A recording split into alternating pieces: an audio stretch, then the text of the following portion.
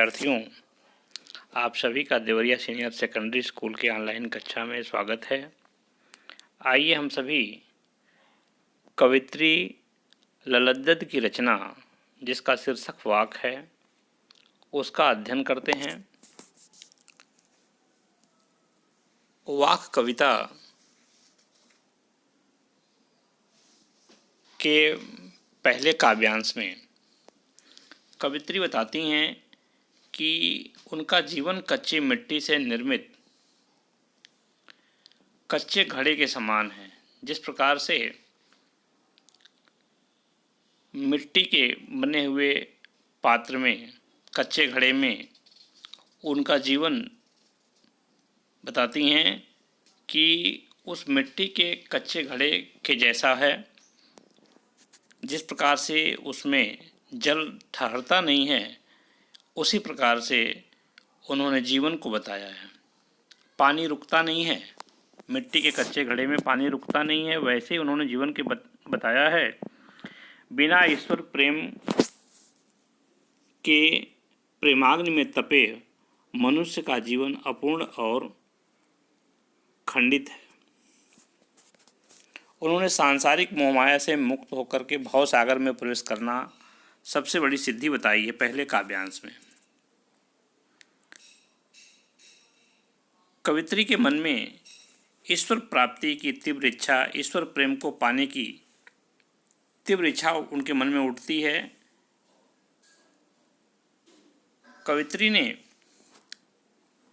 ईश्वर को प्राप्त करने के लिए अपने मन में उठने वाली व्याकुलता को व्यक्त किया है। इसमें कवित्री का आशावादी दृष्टिकोण प्रदर्शित हुआ है। इस तरह से कवित्री कहती हैं कि उनका मन ईश्वर के भक्ति में डूब जाने के लिए व्याकुल है। कवित्री दूसरे वाक्य के दूसरे हिस्से में बताती हैं कि मनुष्य को अपना अहंकार भाव त्याग करके, अपना सर्वस्व त्याग करके ईश्वर की आराधना में लीन हो जाना चाहिए। जब तक मनुष्य अपना सर्वस्व त्याग नहीं करेगा, तब तक उसे ईश्वर की कृपा प्राप्त होना संभव नहीं है। ईश्वर की कृपा सबको समान रूप से प्राप्त है। मनुष्य लेकिन क्या करता है कि उसे भेद करता है।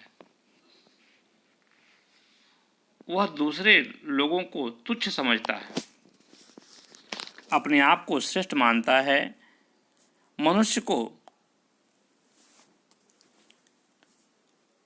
आडंबरों से बाहर सोचना चाहिए।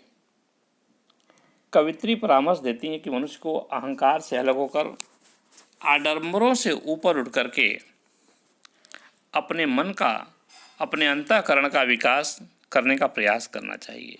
सभी को समान भाव से समझना चाहिए, सबके प्रति समान दृष्टिकोण होना चाहिए, जिससे मन की शुद्धता बढ़ जाती है। मन पर, आत्मा पर लगी अज्ञानता की सांकल ढीली हो जाती है, जिससे मन और मस्तिष्क ऊर्जा से भर जाता है। इस तरह से कवित्री अहंकार का त्याग करके और सबको समान भाव, समान दृष्टिकोण से देखने की प्रेरणा देती हैं दूसरे काव्यांश में। विद्यार्थियों, कवित्री ने तीसरे काव्यांश में बताती हैं कि उन्होंने ईश्वर भक्ति का जो मार्ग चुना वह उपयुक्त नहीं था। कवित्री उस भक्ति के मार्ग पर चल भी न सकी। बताती हैं कि केवल समर्पण के द्वारा ही परमपिता परमेश्वर को प्राप्त किया जा सकता है। कवित्री ये भी कहती हैं कि उनका संपूर्ण जीवन उपासना हठ योग में व्यतीत हो गया, साधना में व्यतीत हो गया, जब इस संसार रूपी सागर से मुक्ति प्रदान करने वाले परमात्मा माझी नाविक ने इस संसार सागर से मुक्त कर दिया, तो कवित्री अपने ईश्वर के प्रति कृतज्ञता का भाव भी प्रकट न कर सकी। इसके बदले वह माझी मतलब नाविक ईश्वर को कुछ भी न दे सकी। कहती हैं कि सांसारिक व्यस्तताओं में घिरकर मनुष्य अपने परम लक्ष्य को भूल जाता है और जीवन का जब अंतिम समय आता है तो समय बीत चुका होता है और उसे अपना जीवन व्यर्थ लगने लगता है। कहती हैं कि कुछ न कर सकने की असमर्थता बहुत पीड़ादायक होती है। कवित्री ने अपने द्वारा अपनाए गए प्रभु प्राप्ति के मार्ग को उचित नहीं बताया।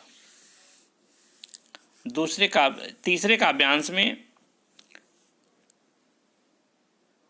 बताती हैं कि मनुष्य जो है अपने स्वार्थ को सिद्ध करने के पीछे अपने जीवन लक्ष्य को भूल जाता है। तीसरे काव्यांश में सुषुम सेतु में रूपक अलंकार है। विद्यार्थियों, आइए आज हम सभी वाक शीर्षक का जो चौथा अंश है उसको पढ़ते हैं और उसकी व्याख्या करते हैं।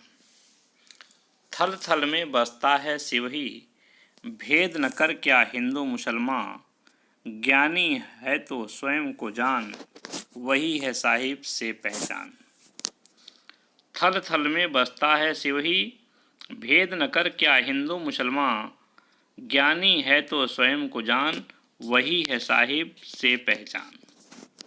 यहाँ पर थल थल का शब्द का अर्थ है सर्वत्र। शिव शब्द का अर्थ है ईश्वर कल्याणकारक। साहिब शब्द का अर्थ है सर्वोच्च स्वामी ईश्वर। यहाँ पर कवित्री ने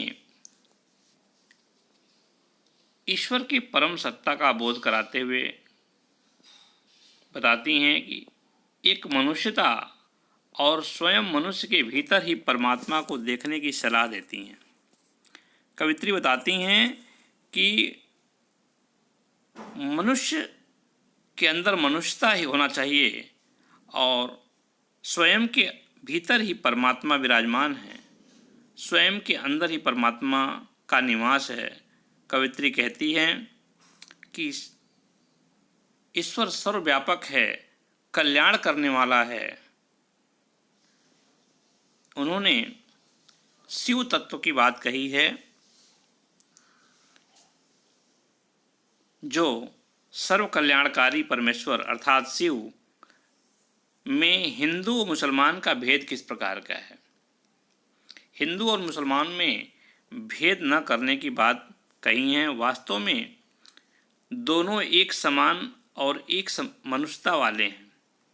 हिंदू और मुसलमान दोनों एक समान हैं और एक मनुष्यता वाले हैं। इसलिए ईश्वर इस कवित्री बताती हैं कि मनुष्य को हिंदू और मुसलमान में भेद नहीं होना चाहिए, हिंदू और मुसलमान के बीच में भेद नहीं करना चाहिए। हे मनुष्य, पहले अपने आप को जानो, ज्ञानी है तो स्वयं को जान।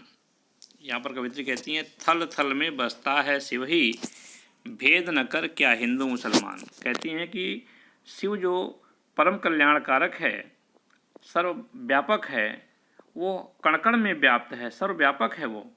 इसलिए हिंदू और मुसलमान के बीच में भेद कैसा है, दोनों एक समान है, दोनों में एक जैसी मनुष्यता है। इसलिए कवित्री कहती हैं ज्ञानी है तो स्वयं को जान, वही है साहिब से पहचान।